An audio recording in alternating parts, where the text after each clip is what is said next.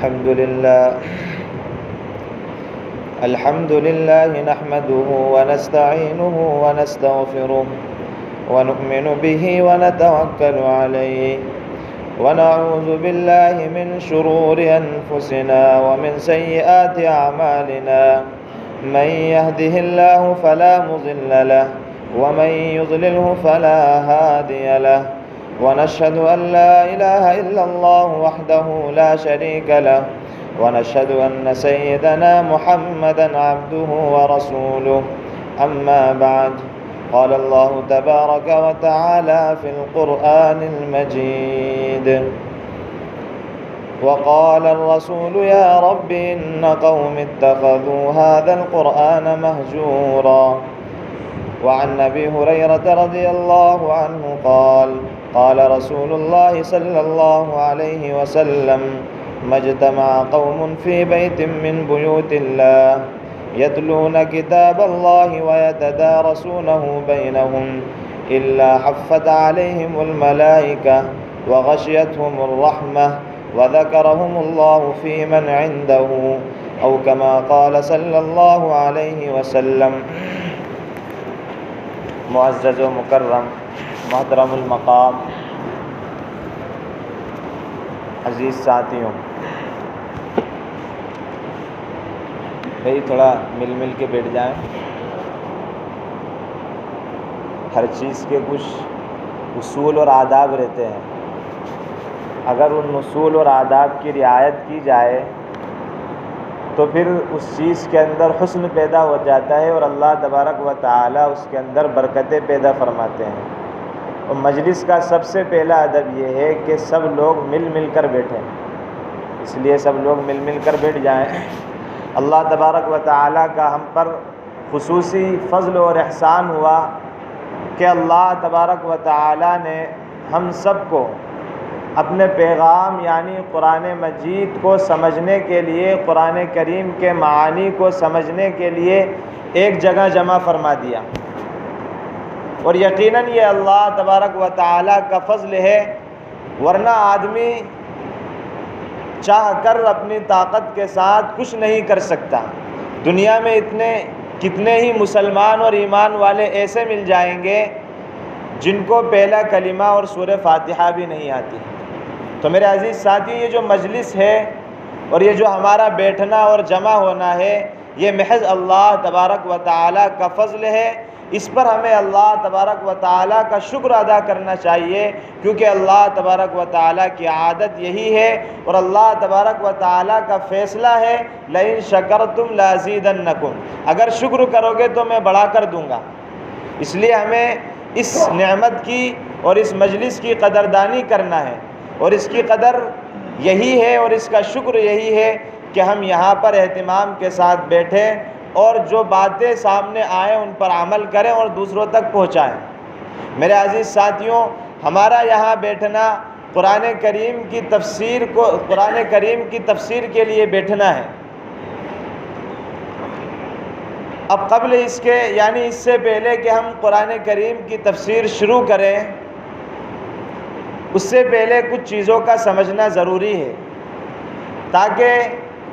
تفسیر کے سننے میں، تفسیر کے اندر بیٹھنے میں مزہ آئے اور ہمارا دل لگے۔ اور وہ 3 چیزیں ہیں۔ نمبر 1 یہ ہے کہ قرآن کریم کی تفسیر کہتے کسے ہیں، یعنی تفسیر کس چیز کا نام ہے،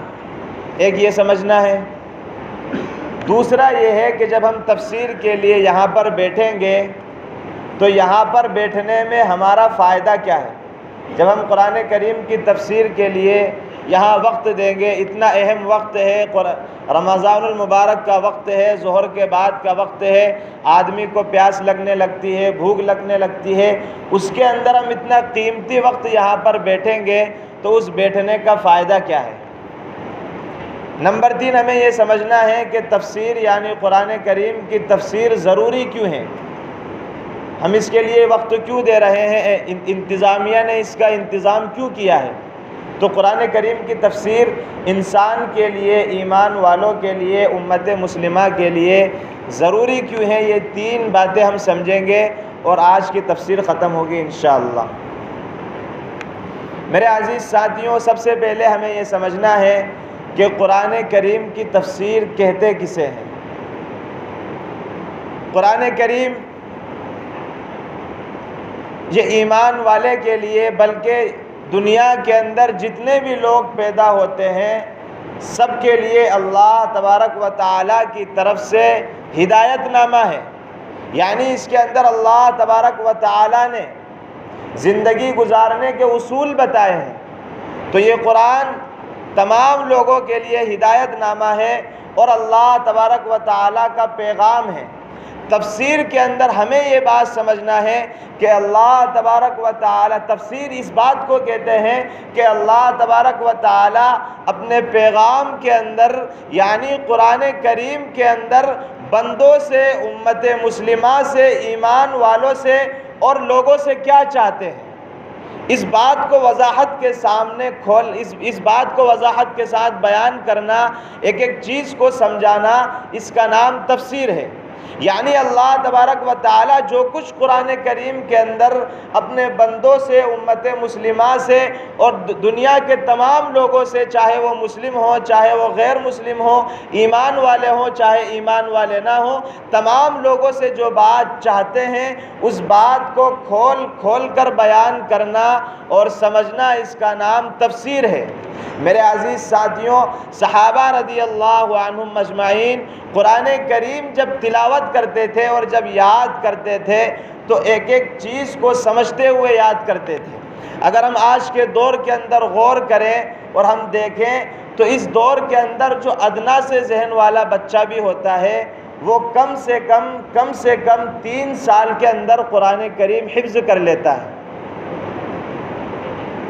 جو کم ذہن والا بچہ ہوتا ہے مدرسے کے اندر وہ بھی کم سے کم 3 سال کے اندر مکمل قرآن کریم حفظ کر لیتا ہے۔ لیکن میرے عزیز ساتھیوں، شعب الایمان ایک حدیث کی بڑی کتاب ہے، اس کے اندر روایت موجود ہے۔ حضرت عبداللہ بن عمر رضی اللہ عنہ فرماتے ہیں کہ میرے والد صاحب یعنی عمر بن الخطاب جو کہ بڑے جلیل القدر صحابی ہیں، خلیفہ اربعہ میں جن کا دوسرا نمبر ہے، اور رسول اللہ صلی اللہ علیہ وسلم نے جن کے بارے میں فرمایا تھا کہ اگر میرے بعد کوئی نبی ہوتا تو وہ حضرت عمر ہوتے۔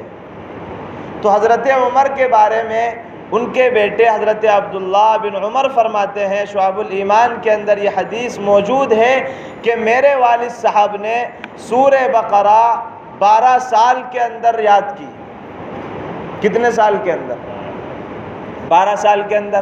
اور سورہ بقرہ میں کتنے پارے ہیں؟ مکمل 2.5 پارے بھی نہیں ہیں، 2.5 پاروں پر مشتمل سورہ بقرہ کو حضرت عمر بن الخطاب رضی اللہ عنہ جلیل القدر صحابی جن کا مرتبہ صحابہ کے اندر دوسرا مرتبہ ہے، وہ ان کے بارے میں ان کے بیٹے فرماتے ہیں کہ حضرت عمر نے یعنی میرے والد صاحب نے سورہ بقرہ 12 سال کے اندر یاد کی۔ اور جب 12 سال کے اندر سورہ بقرہ یاد کی تو جب وہ سورہ بقرہ ختم ہوئی تو اس کے ختم پر اونٹ ذبح کیا اور سب کی دعوت بھی کی۔ اب سمجھنے کی بات یہ ہے کہ 12 سال کے اندر سورہ بقرہ حفظ کرنا یہ ہمارے ذہن سے باہر کی بات ہے، کیونکہ ہمارے یہاں ماحول یہ ہے کہ یاد کرتے ہیں اور آگے بڑھتے ہیں۔ اسی وجہ سے ادنا بچہ جو کم ذہن کا طالب علم ہوتا ہے، بچہ ہوتا ہے، وہ بھی 3 سال کے اندر قرآن کریم حفظ کر لیتا ہے۔ لیکن حضرت عمر رضی اللہ عنہ نے 12 سال کے اندر سورہ بقرہ یاد کی۔ اور موطا امام مالک رحمہ اللہ ایک کتاب ہے، موطا امام مالک رحمہ اللہ کی ایک کتاب ہے، اس کے اندر حدیث موجود ہے کہ خود حضرت عبداللہ بن عمر رضی اللہ عنہ نے 8 سال کے اندر سورہ بقرہ یاد کی۔ کتنی سال کے اندر؟ 8 سال کے اندر۔ حضرت عبداللہ بن مسعود رضی اللہ عنہ فرماتے ہیں کہ ہم اللہ کے رسول صلی اللہ علیہ وسلم سے 10 آیتیں یاد کرتے تھے، اور اس 10 آیتوں کے علاوہ دوسری آیات اس وقت تک یاد نہیں کرتے تھے جب تک کہ اس 10 آیات کے اندر اللہ تبارک و تعالی جو چیز ہم سے چاہتے ہیں، جو عمل ہم سے چاہتے ہیں، جو عقیدہ ہم سے چاہتے ہیں، جو نیت ہم سے چاہتے ہیں، جب تک ہم اس نیت اور اس عقیدے پر اور اس عمل پر نہ اتر جاتے تھے، ہم اس 10 آیات کے علاوہ دوسری آیات یاد نہیں کرتے تھے۔ تو اب ہمیں سمجھ میں آ گیا کہ 12 سال میں سورہ بقرہ کیوں یاد کی، 8 سال میں سورہ بقرہ کیوں یاد کی، کیونکہ ان آیات کے اندر جو کچھ اللہ تبارک و تعالی چاہتے تھے، جب تک اس پر عمل نہ ہو جاتا تھا، جب تک اس آیت کے مطابق ہمارا عقیدہ اور ہماری نیت اور ہمارا عمل اور ہمارا چلنا پھرنا، دیکھنا اٹھنا بیٹھنا سونا، تمام کے تمام عمل اس آیت کے مطابق نہ ہوتے تھے، جب تک ہم دوسری آیت یاد نہیں کرتے تھے۔ اس لیے میرے عزیز ساتھیوں، ہم بھی اس بات کا ارادہ کریں، اس بات کی نیت کریں کہ جو کچھ یہاں پر بیان کیا جائے گا اور جو کچھ اللہ تبارک و تعالی ہم سے بلوائیں گے، جو کچھ ہمیں اللہ تبارک و تعالی سنائیں گے، اس کے مطابق ہم اپنی زندگی کو گزاریں گے۔ میرے عزیز ساتھیوں، قرآن کریم کے اندر 19ویں پارے میں سورۃ الفرقان میں اللہ تبارک و تعالی فرماتے ہیں وقال الرسول یا ربی ان قوم اتخذوا هذا القرآن مہجورا، کہ کل قیامت کے دن اللہ کے رسول صلی اللہ علیہ وسلم اللہ تبارک و تعالی کی بارگاہ میں، اللہ تبارک و تعالی کی عدالت میں کہیں گے یا رب ان قوم اتخذوا هذا القرآن مہجورا، کہ اے میرے پروردگار، میری اس قوم نے قرآن کو چھوڑ رکھا تھا۔ حضرت مفتی شفیع صاحب رحمہ اللہ اپنی تفسیر معارف القرآن کے اندر لکھتے ہیں کہ جو مسلمان تلاوت نہیں کرتا ہے اور جو مسلمان قرآن کے تقاضے کے مطابق اپنا عمل نہیں بناتا ہے، قرآن کے تقاضے کے مطابق عمل نہیں کرتا ہے، وہ شخص بھی کل قیامت کے دن اللہ تبارک و تعالیٰ کے رسول جناب محمد الرسول اللہ صلی اللہ علیہ وسلم کی شکایت کے اندر داخل ہوگا۔ تو میرے عزیز ساتھیوں، ہم اس نیت سے ہی بیٹھ جائیں کہ اگر کل قیامت کے دن اللہ تبارک و تعالیٰ نے ہم سے سوال کر لیا کہ میں نے قرآن کریم نازل کیا تھا، تم نے اس کے سمجھنے میں کیا کوشش کی، تو میرے عزیز ساتھیوں ہم یہ کہہ دیں کہ اللہ، ہم نے اپنی طاقت کے مطابق کچھ نہ کچھ تو کوشش کی ہے تاکہ ہم اللہ کے رسول صلی اللہ علیہ وسلم کی اس شکایت سے چھٹکارا پا جائیں، ورنہ اگر ہم اس شکایت کے اندر داخل ہو گئے تو میرے عزیز ساتھیوں پھر نجات کا کوئی طریقہ اور کوئی راستہ ہمارے سامنے نظر نہیں آتا ہے۔ قرطبی شریف کی روایت ہے، حضرت انس رضی اللہ عنہ فرماتے ہیں کہ رسول اللہ صلی اللہ علیہ وسلم نے ارشاد فرمایا، جس شخص نے قرآن کریم کو سیکھا، جس شخص نے قرآن کریم کو یاد کیا، پھر مصحف میں لپیٹ کر اپنے دروازے کے، اپنے گھر کے، اپنی مسجد کے الماری میں رکھ دیا، تو کل قیامت کے دن قرآن کریم اس کے ساتھ میں آئے گا اور کہے گا یا رب العالمین ان عبدک ھذا اتخذ مہجورا فاقضی بینی و بینہ۔ کل قیامت کے دن پھر قرآن کریم اللہ تبارک و تعالیٰ کے سامنے آئے گا اور کہے گا یا رب العالمین، تمام جہانوں کے پروردگار، پالنے والے، پالنہار، اس نے مجھے چھوڑ رکھا تھا، فاقضی بینی و بینہ، لہذا آج میرے اور اس کے درمیان فیصلہ کر دے۔ اور میرے عزیز ساتھیوں، جب ہم قرآن کریم کو چھوڑ دیں گے، قرآن کریم کو سمجھنا چھوڑ دیں گے، تو پھر ہم خود سمجھتے ہیں کہ اللہ تبارک و تعالی ہمارے حق میں فیصلہ کیا فرمائیں گے۔ اس لیے میرے عزیز ساتھیوں، قرآن کریم کا سمجھنا اتنا ہی ضروری ہے جتنا کہ انسان کی زندگی کے لیے سانس کا، ہوا کا اور پانی کا ہونا ضروری ہے۔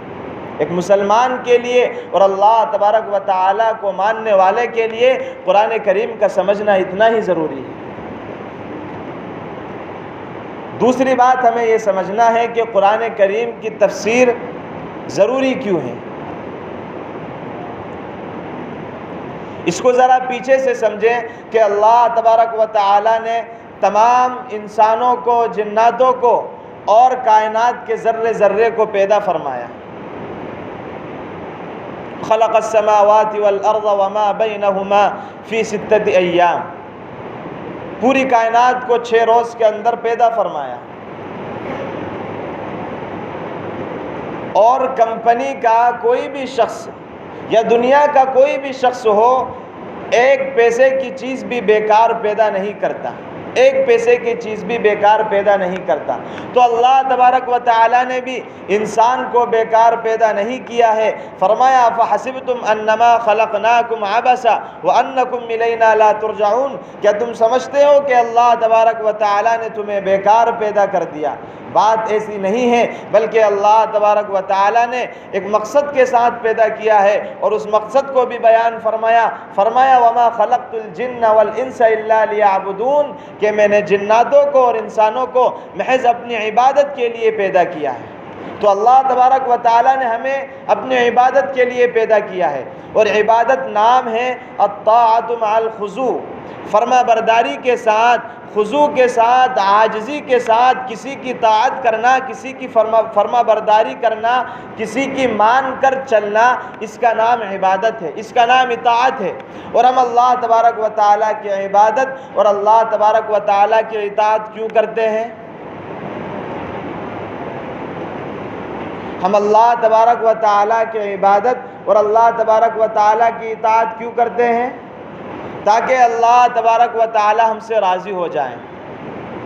تاکہ اللہ تبارک و تعالیٰ ہم سے راضی ہو جائیں۔ اور میرے عزیز ساتھیوں، آپ بخوبی جانتے ہیں کہ اگر میں آپ کو راضی کرنا چاہوں یا آپ مجھے راضی کرنا چاہیں، تو اگر میں آپ کو راضی کرنا چاہتا ہوں تو مجھے وہ عمل کرنا ہوگا، وہ کام کرنا ہوگا جو آپ کو پسند ہے،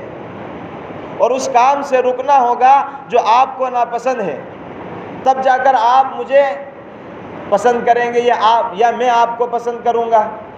اسی طریقے سے ہم اللہ تبارک و تعالیٰ کو راضی کرنا چاہتے ہیں، ہم اللہ تبارک و تعالیٰ کی خوشنودی حاصل کرنا چاہتے ہیں، تو ہمیں وہ کام کرنا ہوگا جو اللہ تبارک و تعالیٰ کو پسند ہیں، ان کاموں سے رکنا ہے جو اللہ تبارک و تعالیٰ کو ناپسند ہیں۔ اب یہ کیسے سمجھ میں آئے گا کہ اللہ تبارک و تعالیٰ کو کیا چیز پسند ہے اور کیا چیز اللہ تبارک و تعالیٰ کو پسند نہیں ہے؟ ایک عام آدمی دوسرے عام آدمی کی ناپسند کو اور ناپسند کو نہیں سمجھ سکتا ہے۔ آپ کو کیا چیز پسند ہے، آپ کو کیا چیز ناپسند ہے، وہ میں نہیں سمجھ سکتا، حالانکہ آپ بھی میرے جیسے ایک انسان ہیں۔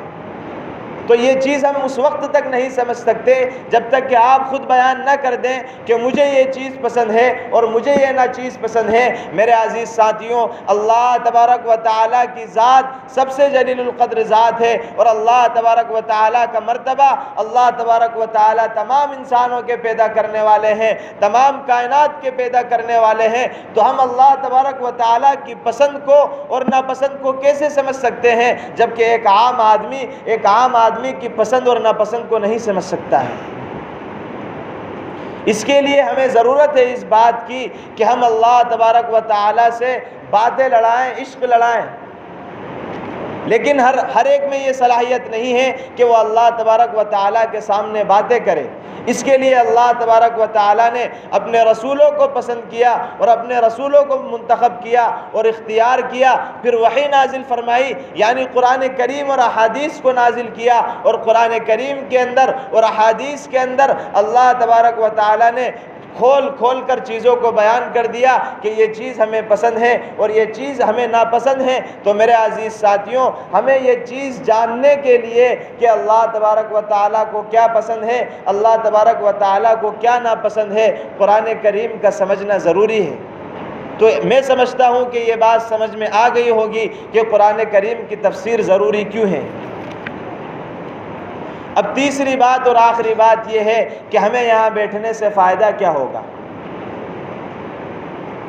میرے عزیز ساتھیوں، مسند احمد، مسلم، ابو داؤد، ترمذی، ابن ماجہ شریف کی روایت ہے، حضرت ابو ہریرہ رضی اللہ عنہ اس کے راوی ہیں، فرماتے ہیں کہ رسول اللہ صلی اللہ علیہ وسلم نے ارشاد فرمایا، مجتمع قوم فی بیت من بیوت اللہ یتلون کتاب اللہ ویتدارسونہ بینہم الا نزلت علیہم السکینہ وغشیتہم الرحمہ وحفتہم الملائکہ وذکرہم اللہ فی من عندہ۔ اللہ کے رسول صلی اللہ علیہ وسلم فرماتے ہیں کہ کوئی قوم، کوئی جماعت، کوئی شخص ایسا نہیں ہے جو اللہ تبارک و تعالیٰ کے قرآن کریم کی تلاوت کے لیے، اللہ تبارک و تعالیٰ کے قرآن کریم کی یعنی اللہ تبارک و تعالیٰ کی پیغام کو سمجھنے کے لیے، تفسیر کے لیے، درس کے لیے کسی گھر کے اندر، کسی مسجد کے اندر بیٹھے اور اللہ تبارک، پھر جب یہ لوگ اللہ تبارک و تعالیٰ کے قرآن کو سمجھنے کے لیے، درس کے لیے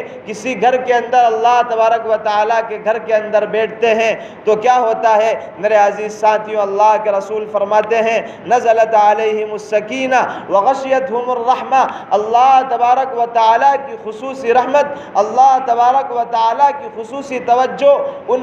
اس جماعت کے اندر اور اس قوم پر نازل ہوتی ہے۔ وحفتہم الملائکہ، اور اللہ تبارک و تعالیٰ کے فرشتے اس مجمع کو اور اس قوم کو گھیر لیتے ہیں اور اللہ تبارک و تعالیٰ کی خصوصی رحمت نازل ہوتی ہے۔ تو جب ہم اس وقت بیٹھیں تو یہ خیال کریں اور یہ تصور کریں کہ اللہ تبارک و تعالیٰ کی رحمتیں ہماری طرف متوجہ ہو رہی ہیں، فرشتے ہم پر رشک کر رہے ہیں، فرشتے ہمارے احترام کے اندر، ہمارے اعزاز کے اندر، ہمارے اکرام کے لیے فرشتوں نے ہم کو گھیر رکھا ہے۔ آگے اللہ کے رسول فرماتے ہیں وَذَكَرَهُمُ اللَّهُ فِي مَنْ عِنْدَهُ، کہ جو شخص درس قرآن کے لیے بیٹھتا ہے، تفسیر قرآن کے لیے بیٹھتا ہے، تلاوت قرآن کے لیے بیٹھتا ہے تو اللہ تبارک و تعالی عرش کے اندر اپنے فرشتوں کے پاس ایسے لوگوں کا ذکر کرتے ہیں کہ دیکھو فلاں جماعت، فلاں قوم، فلاں جماعت میرے قرآن کو سمجھنے کے لیے، میرے پیغام کو سمجھنے کے لیے فلاں جگہ پر بیٹھی ہوئی ہے۔ تو اللہ تبارک و تعالی اعزاز کے ساتھ اور رشک کرتے ہوئے ان لوگوں کا تذکرہ فرشتوں کے اندر کرتے ہیں۔ تو میرے عزیز ساتھیوں، ہم خود بھی یہاں اہتمام کے ساتھ بیٹھیں اور اپنے بھائیوں کو بھی یہاں پر بٹھائیں، کیونکہ اللہ کے رسول نے فرمایا الدال علی الخیر کفاعلہ، بھلائی پر رہنمائی کرنے والا ایسا ہی ہے جیسا کہ خود اس نے وہ کام، وہ بھلائی کی ہو۔ تو اگر ہمارے کہنے سے، ہماری رہبری سے کوئی شخص یہاں پر بیٹھ جاتا ہے تو اس کا ثواب ہمیں بھی ملے گا۔ اور میرے عزیز ساتھیوں، آخری بات کہہ کر میں اپنی بات ختم کرتا ہوں۔ آج کے دور کے اندر یہ دینی تعلیم کے حلقے اور یہ دینی تعلیم کی جماعتیں اور یہ دینی تعلیم کے ادارے، میرے عزیز ساتھیوں، اللہ تبارک و تعالیٰ کی بڑی نعمت ہے۔ ہم اس بات کا تصور نہیں کر سکتے کہ یہ قرآن اور یہ حدیث اور یہ شریعت آج ہمارے پاس محفوظ ہے تو ہمارے اکابر نے، ہمارے مشائخ نے، ہمارے علماء نے، ہمارے پہلے لوگوں نے اس کی حفاظت کے لیے کتنا کچھ اپنے آپ کو کھپایا ہے، اپنے آپ کو مشقتوں کے اندر ڈالا ہے، اپنے آپ کو مصیبتوں کے اندر ڈالا ہے۔ میرے عزیز ساتھیوں، محمد بن طاہر المقدسی ایک بڑے محدث ہیں، فرماتے ہیں بلت الدم فی طلب الحدیث مرتین، مرتن ببغداد و مرتن بمکہ، کہ میں نے طلب حدیث کے لیے، حدیث کو حاصل کرنے کے لیے 2 مرتبہ خون کا پیشاب کیا۔ کیسے؟ وہ دور ہمارا دور نہیں تھا کہ 10 منٹ کے اندر 10 کلومیٹر کا فوراً سفر ہو گیا، ہزاروں کلومیٹر کا سفر 2-4 گھنٹے کے اندر ہوائی کے ذریعے سے ہو گیا۔ میرے عزیز ساتھیوں، فرماتے ہیں کہ میں نے 2 مرتبہ خون کا پیشاب کیا، ایک مرتبہ مکہ میں اور ایک مرتبہ بغداد میں، اور اس کی وجہ یہ تھی کہ جب میں علم حاصل کرنے کے لیے نکلتا تھا، میں حدیث کو حاصل کرنے کے لیے نکلتا تھا تو جنگلوں کے اندر، ایسے جنگلات کے اندر جس کے اندر گرم ریت ہوا کرتی تھی، گرم ہوائیں ہوا کرتی تھی اور گرمی کا موسم ہوا کرتا تھا، میں پیدل سفر کرتا تھا۔ اس گرمی کی وجہ سے اور اس سنگلاخ جنگلات کی وجہ سے، وہاں کی گرم ریت کی وجہ سے میری طبیعت پر ایسا اثر پڑتا تھا کہ میں پیشاب کے بجائے خون کا پیشاب کیا کرتا تھا۔ تو میرے عزیز ساتھیوں، ہمیں ایک مجلس کے اندر ہزاروں حدیثیں، ہزاروں دین کی باتیں، قرآن کی باتیں، شریعت کی باتیں یوں ہی معلوم ہو جاتی ہے۔ اس لیے ہمیں اس بات کا شاید تصور نہ ہو سکے کہ یہ دین اور یہ قرآن اور یہ حدیث اور یہ اسلام آج ہمارے پاس اس شکل کے اندر موجود ہے، تو اس کی حفاظت کے لیے اللہ تبارک و تعالیٰ کے کتنے ہی نیک بندوں نے اپنی جانیں گنوا دی ہیں۔ اس لیے میرے عزیز ساتھیوں، محبت کے ساتھ، عشق کے ساتھ، اچھی نیت کے ساتھ قرآن کریم کی اس تفسیر میں بیٹھیں اور دعا کریں کہ اللہ تبارک و تعالی مجھے قرآن کے حکم کے مطابق، قرآن کے مطابق، سنت کے مطابق کہنے کی توفیق، ہمت، طاقت عطا فرمائے اور ہم سب کو اس پر عمل کرنے کی توفیق عطا فرمائے۔ سبحان اللہ و بحمدہ، سبحان اللہ و بحمدہ، سبحانک اللہم و بحمدک، ونشہد ان لا الہ الا انت ونستغفرک ونتوب الیک۔ سبحان ربک رب العزة عما یصفون وسلام علی المرسلین والحمد للہ رب العالمین۔